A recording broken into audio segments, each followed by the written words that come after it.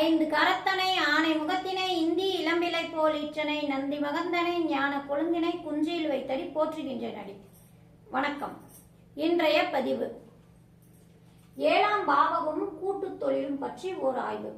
அதாவது ஒருத்தர் சொந்த தொழில் செய்யறாங்க அப்படின்னா பார்ட்னர்ஷிப் போட்டு செய்யறாங்க இல்லைங்களா. ஒரு சிலர் அதாவது ஒரு 4-5 பேர் சேர்ந்து ஒரு கூட்டா சேர்ந்து ஒரு தொழில் ஆரம்பிக்கலாம் அப்படின்னு கூட்டு தொழிலும் செய்வாங்க. இப்ப கூட்டு தொழில் செய்யணும் அப்படின்னா அவங்களுடைய ஜாதகத்துல கிரக நிலைகள் எப்படி இருக்கணும், அப்படி எந்த மாதிரி இருந்தா அவங்க கூட்டு தொழில வளர்ச்சி முன்னேற்றம்லாம் இருக்கும் அப்படிங்கறத ஒரு ஆய்வா நான் எடுத்திருக்காங்க.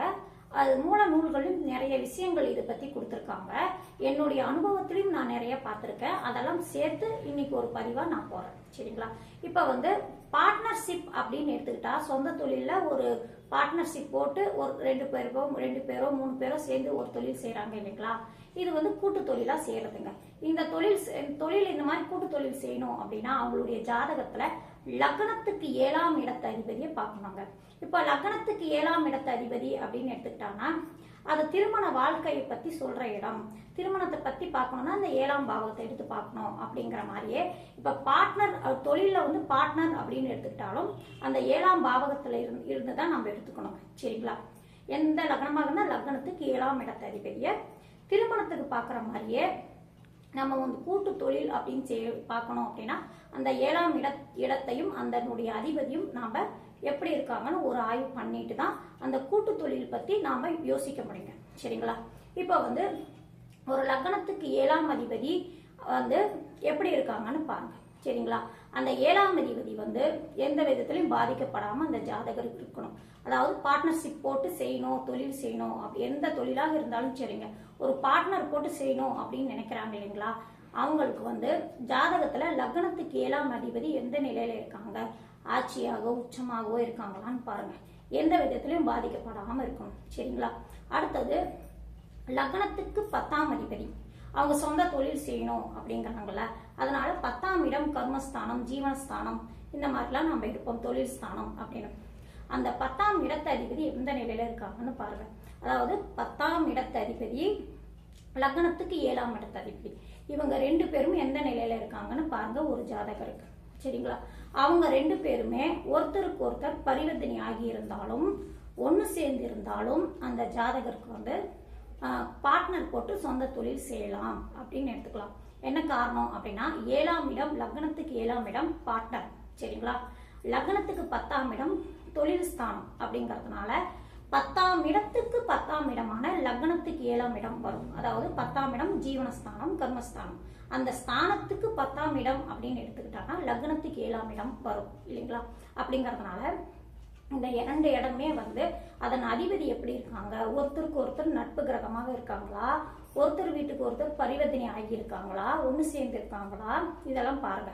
இந்த மாதிரி அமைப்பெல்லாம் இருந்துச்சுன்னா அவங்க ஜாதகருக்கு இவங்க சொந்த தொழில் செய்யலாம் அப்படின்னு எடுத்துக்கலாம். அதாவது என்னன்னா லக்னத்துக்கு 7ஆம் அதிபதியும் 10ஆம் அதிபதியும் ஒன்னு சேர்ந்து இருப்பது, பரிவர்த்தனை ஆகி இருப்பது, அல்லது இவங்க ஒன்னு சேர்ந்து இருக்காங்க இல்லைங்களா, அவங்கள சுப கிரகங்கள் பார்வை செய்வது, அடுத்தது இவங்க 2 பேருமே நட்பு கிரகமாக இருப்பது. இந்த மாதிரி அமைப்பெல்லாம் இருந்துச்சு அப்படின்னா அவங்க சொந்த தொழில் செய்யலாம் அப்படின்னு நம்ம எடுத்துக்கலாம். சரிங்களா. எந்த விதத்திலையும் பாதிக்கப்படாம இருக்கணும் அந்த ஜாதகருக்கு. சரிங்களா. 10ஆம் இடமும் 7ஆம் இடமும். சரிங்களா. அதாவது அதன் அதிபதிகளும். சரிங்களா. அடுத்தது பாவத்துக்கு வந்துடலாம். 7ஆம் இடமும் 10ஆம் இடமும். சரிங்களா. இப்ப 7ஆம் இடத்தையும் 10ஆம் இடத்தையும் சுப கிரகங்கள் பார்வை செய்வது, அந்த லக்ன சுபர்களாக இருந்தாலும் பொது சுபர் அப்படின்னு எடுத்துக்கிட்டானா குரு, தனித்த புதன், சுக்கிரன் இவங்கெல்லாம் பொது சுபரா வருவாங்க. இவங்களுடைய பார்வைகள் அப்படின்னு எடுத்துக்கிட்டா இப்ப குரு பொதுவா எடுத்துக்கலாம். சரிங்களா. இப்ப சுக்கிரனும் பொதுவா எடுத்துக்கலாம். புதன் பொறுத்த வரைக்கும் எடுத்துக்கிட்டானா அவர் பாவ கிரகங்களோட சேர்ந்திருந்தா அல்லது பார்வை பெற்றிருந்தாலும் அவர் பாவ கிரகமாக மாறிடுவார். அப்படிங்கறதுனால குருவும் சுக்கிரனும் கூட நம்ம எடுத்துக்கலாம். சரிங்களா. இப்போ 10ஆம் இடத்தையும் 7ஆம் இடத்தையும் சுப கிரகங்கள் பார்வை செய்வது இதெல்லாம் நல்ல அமைப்பு. அடுத்தது அந்த லக்ன சுபர்கள் பார்வை செய்வது, அங்க போய் 10ஆம் இடத்துலயோ அல்லது 7ஆம் இடத்துலயோ போய் இருப்பது, இது எல்லாமே நல்ல அமைப்பு ஆகும். சரிங்களா. இது பார்ட்னர்ஷிப் போட்டு செய்யறவங்களுக்கு அந்த 7ஆம் இடமும் 10ஆம் இடமும் இந்த மாதிரி அமைப்புல இருக்கணுங்க. சரிங்களா. இதெல்லாம் ஒரு அமைப்பு. சரிங்களா. அடுத்தது 7ஆம் அதிபதியும் 10ஆம் அதிபதியும் லக்னத்துக்கு மறையாம கேந்திரத்திலேயோ திரிகோணஸ்தானத்திலோ இருப்பது, அவர்களையும் சுபர்கள் பார்ப்பது, இதெல்லாம் நல்ல அமைப்பு. இந்த மாதிரி அமைப்பு இருக்கிறவங்க சொந்த தொழில் செய்யலாம். அதாவது சொந்த தொழில பார்ட்னர் போட்டு செய்யலாம் அப்படின்னு நம்ம எடுத்துக்கலாம். சரிங்களா? இந்த மாதிரி இருக்கிறவங்க தாங்க நான் என்னுடைய அனுபவத்துல நான் சில ஜாதகங்கள் பார்த்துட்டு இருக்கேன். 4 பேர் 5 பேர் எல்லாம் பார்ட்னரா போட்டு ஒரு சின்ன அமௌண்ட் போட்டு தான் தொழில் செய்ய ஆரம்பிக்கிறாங்க. அது மடன்னு பெரிய அளவுக்கு வந்துடுது. அவங்களுக்கு நல்ல வசதி வாய்ப்பும் அந்த தொழில் மூலியமா சின்ன அதாவது ஒரு 50,000 ஒரு லட்சம் அந்த மாதிரி சின்ன அமௌண்ட்டா போட்டு ஒரு 4-5 பேர் செய்யறாங்க அப்படின்னாலும் அவங்களுக்கு ஜாதகத்துல இந்த மாதிரி கிரக நிலைகள் அவங்களுக்கு இருக்குங்க. 7ஆம் இடமும் 10ஆம் இடமும் நட்பு கிரகமாக இப்ப நான் மேலெல்லாம் சொல்லிட்டு வந்தேன் இல்லைங்களா, இந்த மாதிரி அமைப்புல இருந்தானா அவங்க சொந்த தொழில் செய்யலாம் அப்படின்னு. அந்த மாதிரி அமைப்புல இருக்கிறவங்க அவங்களுக்கு இந்த மாதிரி சின்ன அமௌண்ட் போட்டு தொழில் செய்ய ஆரம்பிச்சாலும் மடன் அதுல மேல இடத்துக்கு வந்துடுறாங்க. பொருளாதார வளர்ச்சி, தொழில் வளர்ச்சி எல்லாமே அந்த ஜாதகருக்கு இருக்குங்க. சரிங்களா? இப்ப இந்த மாதிரி அமைப்பெல்லாம் பார்த்துக்கணும். சரிங்களா? அடுத்தது மூல நூல்களை சிலவற்றை கொடுத்துருக்காங்க. என்ன அப்படின்னா லக்ன ரீதியாகவும் பிரிச்சிருக்காங்க. அது என்ன அப்படின்னா சரலக்கணம், ஸ்திர லக்னம், உபய லக்னம் அப்படின்னு எல்லாம் இருக்கு இல்லைங்களா. அதாவது சரலக்கணம் அப்படின்னு எடுத்துக்கிட்டா மேஷம், கடகம், துலாம், மகரம் இதெல்லாம் சரலக்கணமாக வரும். இது இந்த லக்னத்துக்கு 11ஆம் இடம் பாதகஸ்தானமாக வரும். ஸ்திர லக்னம் அப்படின்னு எடுத்துக்கிட்டாங்கன்னா ரிஷபம், சிம்மம், விருச்சகம், கும்பம் வரும். அதாவது ஸ்திர லக்னம் எடுத்துக்கிட்டா ரிஷபம், சிம்மம், விருச்சகம், கும்பம் இந்த லக்னம் எல்லாம் ஸ்திர லக்னமாக வரும். இந்த லக்னத்துக்கு 9ஆம் இடம் பாதகஸ்தானமாகவும், உபய லக்னம் அப்படின்னு எடுத்துக்கிட்டா மிதுனம், கன்னி, தனுசு, மீனம் இந்த 4 இடங்களும் உபய லக்னமாக வரும். இதுக்கு 7ஆம் இடம் பாதகஸ்தானமா வரும். இந்த மாதிரி பாதகஸ்தானத்துல அந்த லக்னத்துக்கு அந்த 7ஆம் அதிபதி பார்ட்னர்ஷிப் அப்படின்னு எடுக்கிறோம் இல்லைங்களா. அந்த 7ஆம் அதிபதி போய் பாதகஸ்தானத்துல உட்கார்ந்து இருந்தானா அவங்க கூட்டு தொழிலா செய்யாதீங்க. இந்த மாதிரி அமைப்புல அது பாதகஸ்தானமாகவும் இருக்கு. 7ஆம் அதிபதி போய் உட்கார்ந்து இருக்கிறதுனால அவங்க கூட்டு தொழில் ஏதாவது பார்ட்னர்ஷிப் போட்டு செஞ்சானா அவங்களுக்கு வேலையில கஷ்டங்கள் அதிகமா இருக்கும். பார்ட்னர்ஷிப் செட் ஆகாது. 1 வருஷம் 2 வருஷத்துலயே பிரிஞ்சிடுவாங்க. அந்த தொழிலை செஞ்சாலும் நஷ்டமாயிடும், ரொம்ப கஷ்டப்படுவாங்க அப்படிங்கலாம் மூல நூல்கள் கொடுத்துருக்கு. ஆனா இதுக்கு விதி விலக்கு என்ன அப்படின்னா பாதகஸ்தானத்திலே இருந்தாலும் சரிங்க. இப்ப நான் சொன்னேன் இல்லைங்களா சரம், ஸ்திரம், உபயம் இந்த லக்னத்துக்கு பாதகஸ்தானத்துல போய் 7ஆம் அதிபதி போய் இருந்தாலும் அந்த ஸ்தான அதிபதி எப்படி இருக்காங்கன்னு பாத்துங்க. சரிங்களா? அவங்க எந்த விதத்திலையும் பாதிக்கப்படாம இருந்தாங்கன்னா அந்த 11ஆம் இடத்துல இருக்கக்கூடிய 7ஆம் அதிபதியை குரு பார்வையோ அல்லது அந்த லக்ன சுபர்கள் பார்வையோ பெற்று இருந்தாங்கன்னா அவங்க கண்டிப்பா பார்ட்னர் போட்டு செய்யலாம். எந்த ஒரு பிரச்சனையும் வராது. சரிங்களா? சுபர்கள் பார்வையோ சேர்க்கையோ இருந்தா அவங்க 11ஆம் இடத்துல 7ஆம் அதிபதி இருந்து வக்கரமோ அல்லது நீச்சமோ அல்லது பகையோ இந்த மாதிரி இருந்து பாவ கிரகங்களுடைய சேர்க்கையோ அல்ல ராகு கேதுகளுடைய சேர்க்கையோ இந்த மாதிரி இருந்தா மட்டும்தான் அவங்க பார்ட்னர் போட்டு செய்யாம. ஏன்னா அந்த பாதகஸ்தானத்திலையும் இருக்கு, அது பாதிக்கப்பட்டும் இருக்கு அப்படின்னா அவங்க தான் பார்ட்னர் போடாம அவங்களே சொந்த தொழிலா செஞ்சானா நல்லா இருக்கும். பார்ட்னர் போட்டானா கொஞ்சம் பிரச்சனைகள் கொடுக்கறதுக்கு வாய்ப்பு அதிகமா உண்டு. அதே நல்ல அமைப்புல எந்த விதத்திலையும் பாதிக்கப்படாம அமைப்புல அந்த பாதகஸ்தானத்துல இருந்தாலும் சரிங்க பிரச்சனை வராது. பார்ட்னர் போட்டு அவங்க சொந்த தொழில் செய்யலாம். சரிங்களா? இதெல்லாம் ஒரு அமைப்பு. சரிங்களா?